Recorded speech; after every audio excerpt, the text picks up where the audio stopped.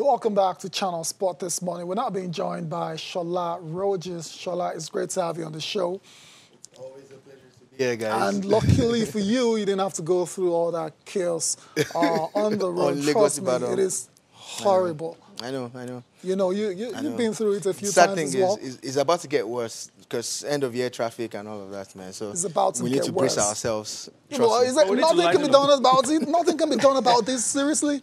Well, there are palliatives that could be done, but so why? The most important thing is for people to obey traffic laws. And that's the most important thing. That would help. Don't take one way. What about those that do it? What do you do to them? There are laws. We need to enforce our laws. We don't need new laws. Oh my God. All right, traffic laws on a sports show. You can understand why. All right, guys. Man, let's move on the show this morning. Yeah. And let's go to Nigeria Professional Football League. Right. Yes. We've been having reasons to say good things about the league. Yep. And I'm very happy for one. You look at week 5. 3 away wins.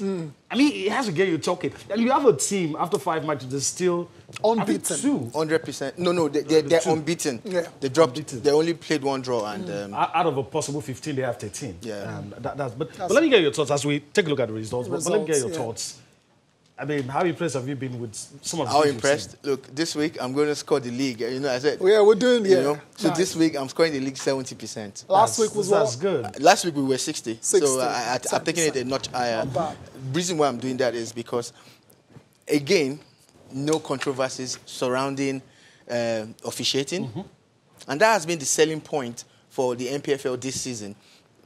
All through last season and a couple of other seasons, there's this issue with officiating. Look, we need to say it when it's happening. I don't know what the Nigerian Referees Federation is doing. I don't know what the NFF is doing and the LMC, but whatever it is, they need to continue. It's working for now. You know, they need to continue because if the players know that there's no technical involved, everybody will play they'll play their game. Teams will go away from home and try and get believing they can win. Yeah. It's nice, you know. Now, I'm afraid what's happening in Kano, I don't know. Kano, they're dropping points like they've never dropped point before. But the biggest fear is for you guys to go look up your Rangers fans. You know, there are a couple of them who are our colleagues. We need to check up on them and see how they're doing, you know. Right now. You're right. Rangers. You're even going to tell us the latest developments because we're hearing all sorts. But let's take a look at the results. Let's see if we can quickly take a look at the results. Week 5. There you have it. You have Rangers. Amazing. That's what Shola wants to talk That's the result about. at the very top. Dakada FC. Former Aqua Starlets. Beating Rangers at the Cathedral. Wow. You know, Aqua Starlets, Dakada FC, whatever name you choose to call them. It's not 1-0, it's 2. You know, 2 unreplied goals. Wow. In a place regarded as a fortress. Against Rangers International. Against Rangers. This is a good time to be alive. This is a good time to be watching football. I'm sorry, Rangers fans. You know, there's no love lost between us. I am excited. Yeah. I'm just glad that this is happening. Plateau United, we must say shout out to the entire management. And the coach, especially. When he said it in week 1. On this show. You know? Yeah.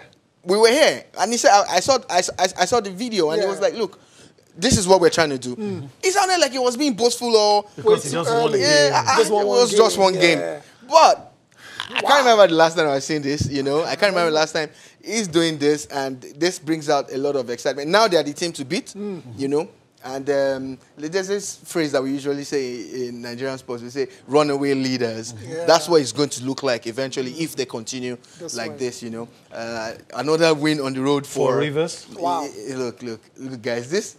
Somebody needs to pinch me. Me don't pinch you. You sure you don't want to raise it to 80 to 75%? No, let's stay with 70. Okay. You know, there's still a couple of things that I'm hoping that they can work on, you know. Of course. And this is not actually... What I want to talk about is not actually the fault of the LMC. It's actually the clubs themselves, you know, because it's not the LMC's job to bring the fans to the stadium. No. You know, it is the clubs. It is the clubs, you know. So this is beautiful. This is a good time. And for a lot of people who had doubts about the NPFL, we're not saying that you should throw your doubts away. We're just saying you need to give us a second look in now and check out how things are happening with the players and the coaches. It's nice. I'm excited, but I'll still wait with bated breath while things continue. It's good you brought this up because a lot of critics have said. Okay, this is a game we're referring to. Yeah, Rangers. You've said a lot about already. Yeah. I mean, I don't know what to say. It's like a dream. You know, it's like a bad dream for the supporters of the home team. But the guys on the road, oh my God, they should be having a ball right now. I hope they get double bonus for this because, look, it's not easy. It's not against Rangers. And maybe MFM showed them the way and said, you know what, these guys are beatable. Let's do it. And that's what's happening. And, you know, a lot of people, And there's been, you know, when you're not doing too well, the coaches, you know, obviously, they have to carry the can. The coach was suspended indefinitely, and now Rangers are looking for a new coach. And the name has been mentioned, Sylvanus Okpala. We've heard of Okpala's name being mentioned and everything. I listened to Okpala this morning and refused to confirm that. Of course, even the club too. I think there's been a statement issued as to, hey guys, take it easy. Smart move. Until they get an official statement, everybody should chill. But you know, as news hounds now, you're supposed to, you know, smell the news, follow the news, track the news. Yeah. And it's looking like he might just be the man to turn things around for them. The part I don't get is suspending a coach instead of sacking a coach. What is that? We like to play around a lot of things. What is that? It's just like saying that some team... I remember a colleague of ours here. Yeah. There was a piece of news about somebody being suspended, and he said, look, stop saying he's sacked. He's gone now. And the guy looked us straight in the face that, where in Nigeria football have you seen somebody suspended indefinitely and the guy returns? So just say the guy is sacked. Never happens. This is good as sacked, right? Yeah. All right, then. Let's see, before we leave the NPFL, let's see what the table looks like. It's still early doors, like I said, 5 games into the season, but the table is starting to take shape. Plateau United are on top with 13 points. Lobby Stars, 10 points. Enyimba, 10 points. Wiki Tourists, 10 points. So top 4. Did you expect this top 4? And if the league ends like it ended 2 seasons ago, hopefully that's not going to be the case. Plateau United will get a chance to go continental. But this table is looking very, very nice. I am so happy that now that we're seeing a league that actually looks like a proper league, you know, especially with the results, you know. So, and, of course, the only team... Unbeaten, you know, Plateau. Actually, Aqua or Dakar, like you want to call it. Yeah, I'm talking the top 4. Top 4, of course, top is 4, definitely Plateau United. MFM. MFM before the loss were unbeaten as well. They were in the top 4 and sadly they lost on the road now. So now we know that they are not good travelers anymore. They need to come back home and get their first win. You know, and maybe they're going to continue at the Teslim Balogun Stadium. I hope they do. The turf looks very, very good. You know, the brand new turf and everything. And Surulere fans too would relish the opportunity to watch some live football. Of course. You know, so all in all, good week for the NPFL. Good week, fantastic. Bring on match day 6 already. Can't wait. And Shola, perhaps we'll get the chance to score it over 70%. This time around. Let's move on with the show now. Let's talk about the CAF Awards, the 2019 CAF Awards. CAF released a short list of different categories yesterday, and Nigerians feature prominently in some of those categories. Let's start with the big one, the African Footballer of the Year. We have 2 nominees. There's Odion Igalo is in that list. There's also, who's the other guys? We have a couple of Victor Osimhen as well. We know the chances of winning are very, very, very slim. Slim like Slimani. Slim like Slimani. Because, I mean, it's a very long list. But the fact that this list will be pruned down. We all know that for sure. Most of these guys have done their countries and their clubs very well. They've done them proud. Yeah. You know, Osimhen got a junior CAF award the last time out and all of that. So I'm not sure he has already transitioned to be in the final 5 or 3. No, not yet. I don't think he's done that. So we're not going to be sentimental. Nope. However, for Igalo, I pray he gets something. You know, he's done it at the Nations Cup. He got you know, the top scorer. Yeah, so decisive goals for Nigeria. That should stand him in good stead, you know. We're seeing other names as well. So a lot of names you're familiar with: Nicholas Pepe, Naby why is Keita. Naby Keita on this list? Yeah, Mohamed you Salah. start to wonder. Of course, Mo Salah should be on this list again. Yeah, you have a problem with Pepe. Oh, who's that?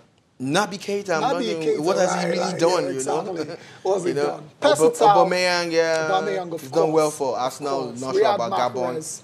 Riyad Sadio Mahrez Mane. definitely. Yeah. And, you know, I have a feeling that Mahrez might take this. No way.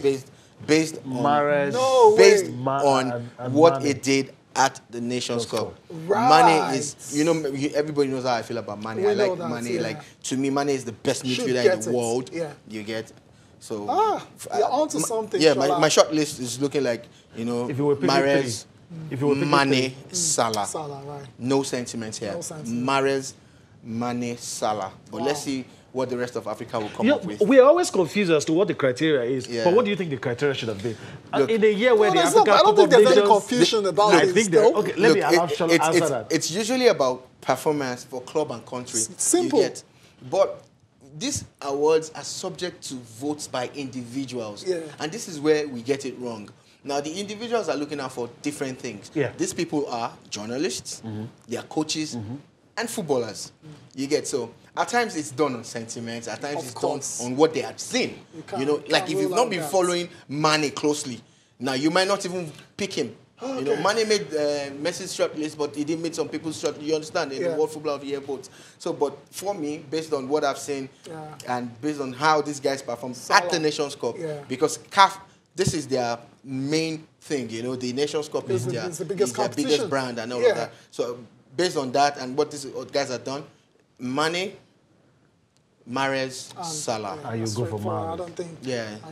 And you would go for Mahrez. Riyad Mahrez, I would, because look, Mahrez virtually. You'd have gone for Sadio Mane. No. I'm like surprised. I said, no. He makes my Top three. Top three, but look, I saw what Mahrez did for his country. Yeah. I saw what he did to Nigeria.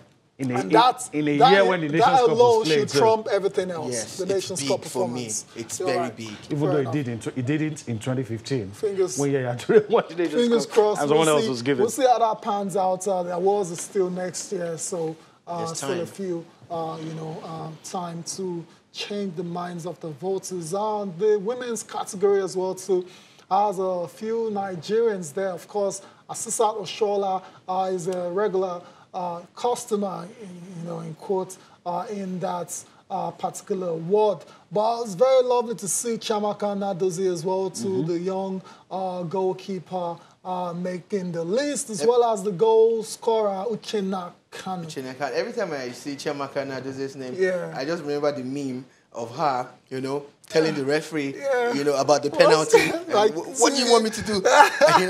And it hurts that VAR was deployed wrongly to me. I feel that she was at the receiving end of some misinterpretations. Because you now see the same situations in the Premier League and referees, goalkeepers are moving off the line, But she was a star. She was an hero. She did well for us. It's good to be recognized as well. So we'll see. And Asisa definitely deserves to be on this list. Of course. She did very, very well for club. Of course. And she did very well for country. Exactly. African Youth Player of the Year. There's also Victor Osimhen and Samuel Chukwueze on this list. Now you're talking. That's winnable for Nigeria. Yes, it is. It is winnable. Is it? These two guys did Look at the names, though. I can see some really good names. I can see some really good names on that list. Like? The first, if we can go back to the first one. Yeah, the Hakimi. What a player. Have you seen what he's playing for? Has he done better than Chukwueze? For his side. Has he done better than Chukwueze for country?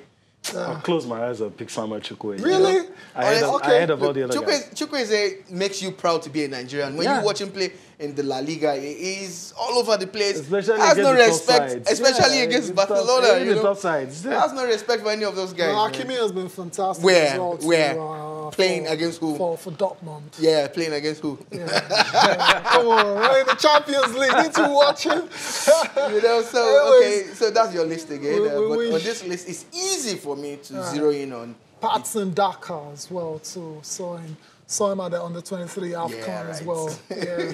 Look, it's easy for me to zero in on Chukwueze and Osimhen. And Osimhen. Yeah, no sentiments also. Not because they are Nigerians. Two of them and someone else.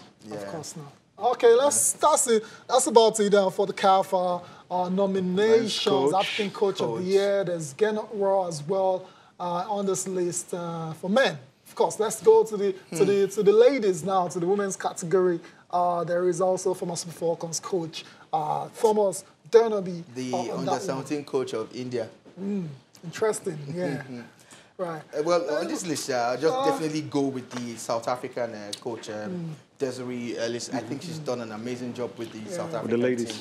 And at least they pulled one over us and also went further in other tournaments, especially in Southern Africa. They were in disgrace at the World Cup as well. Their debut, you watch how they play. And their Kosafa tournament, did you see what they did there? You know? Very dominant. So. Desiree Ellis for me, I think she deserves this. All right then, so that's it that's the national team as well.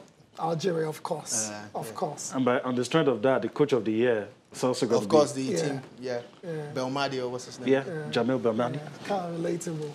Last but not the least, the women's national team. Nigeria, of course. Nigeria? We're African champions. We done well on the world. Nigeria, we're the sure about that. With a straight face. Look what you just said about South Africa a few minutes ago. Yes. Oh, my goodness. Anyway, that's it for the nominations for the CAF. This is a clear and stark reminder of where Nigerian players are when it comes to club football. This is a new award introduced to honor CAF awards. Expecting a Nigerian... Not one Nigerian player. Inter-clubs player. We're talking local, right? Yeah. Please give me one name. Not one. Yes, none. Did you see what happened in Chan? Been off for a while. Did you see what happened in the Chan qualifiers? Yeah. What happened? We were beaten by Togo. Wow. You need consistency in your league to have your players be here. So it's a stark reminder. There's not one Nigerian that deserves to be on this list. Not one on that club list based in Africa. Yeah. Not one. Okay. Maybe a Nigerian outside of Nigeria anyway. But no, of course, they're based in Africa. We're talking about Nigerian players based in Africa, playing out of Nigeria. Maybe not. Maybe one of the guys in Algeria or one of those places. But they've not even done exceptionally this maybe season. You take the guy. We're talking about the guys in the NPFL that was on break for... No. It's hard to pick somebody. It's hard to pick somebody. You know, we've been praising NPFL. Let's not go there. Let's stay on Let's the stay happy. Yeah. Let's get on with it now. Talk about the English Premier League. A few interesting matches played over the weekend. Shola is about to... crack a bit of a smile. Yeah, good evening. Why? Oh, good evening. Anyways, matches played on Saturday and Sunday. On Saturday, Jose Mourinho made his had a winning start for Tottenham against West Ham. Their first win away from home since January 20th. So it's a decent way to start when you're a new manager. 3 points. Although it looked like they dropped the ball towards the end of the game and everything, and it looked like West Ham were going to get something out of that game. Yeah. But typical Jose Mourinho, grinding out the results already. Love him or hate him, he always gets results. And that's what he did on Saturday. That's what he did. And somebody very, very instrumental to that victory was Dele Alli. The new Dele Alli. The new one. And Jose had a few things to say about the midfielder after the match. Dele Alli playing like Dele Alli the one. Wow, a lot of players, a couple stand up. Right, interesting. So good win for Tottenham and Jose Mourinho. Very interesting matches played yesterday as well too, and including a very dramatic one at Bramall Lane involving Sheffield United and Manchester United. United almost getting out of jail. Almost. But you know what, guys? We need to go on a break. I know if Shola starts, I don't know. We need to go on a break. When we return from that break, we'll take a look at what happened, that draw between Sheffield and Manchester United. Let's go on that break, come back for more sports this morning.